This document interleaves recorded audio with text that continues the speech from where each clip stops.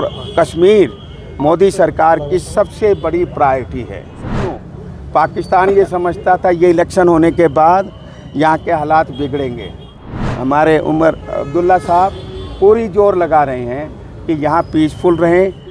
मैं डॉक्टर आदिश अग्रवाल हूँ, president international council of jurist London, और मैं सुप्रीम कोर्ट बार एसोसिएशन का अभी अध्यक्षता अभी मिस्टर कपिल सिब्बल है मेरी जगह।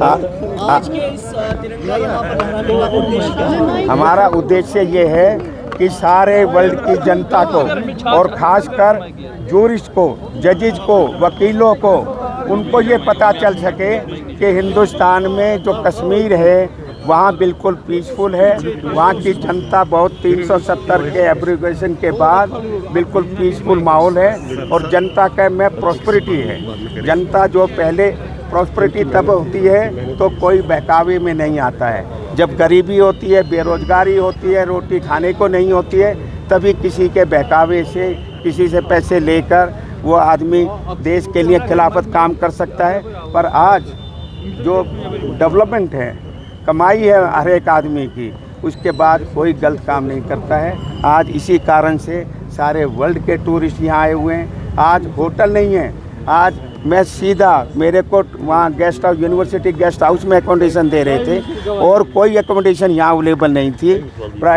जो प्राइवेट होती है, तो ये दिखाता है कि जनता यहाँ खुश मिजाज है।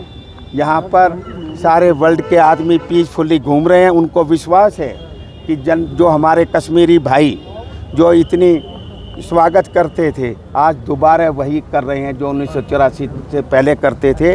आज वही माहौल 370 के एब्रोगेशन के बाद आ गया है।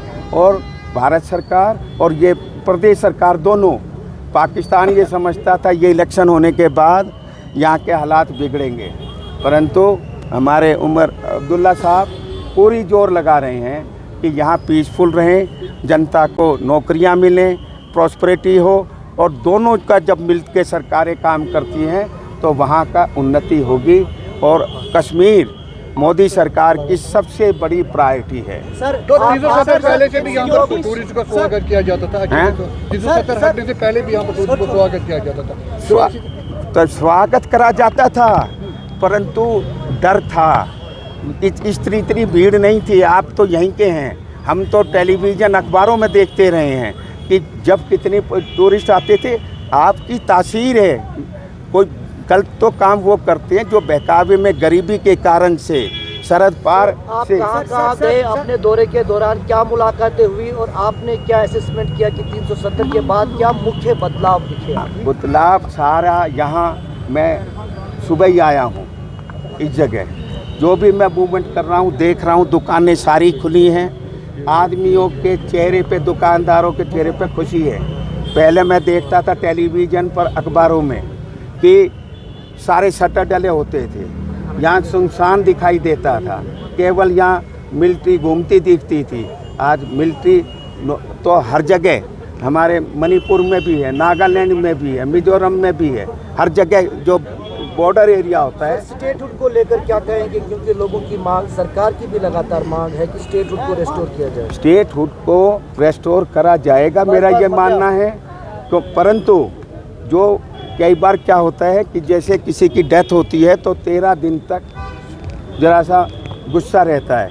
अभी चीज़ें कंट्रोल में आ रही हैं, स्टेट सरकार पूरा काम कर रही है, तो जैसे पूरा नॉर्मल सी हो जाएगी, पूरी नॉर्मल सी हो जाएगी, केंद्र सरकार को पूरा वो हो जाता है कि हाँ कॉन्फिडेंस, तो स्टेटहुड मिलेगा।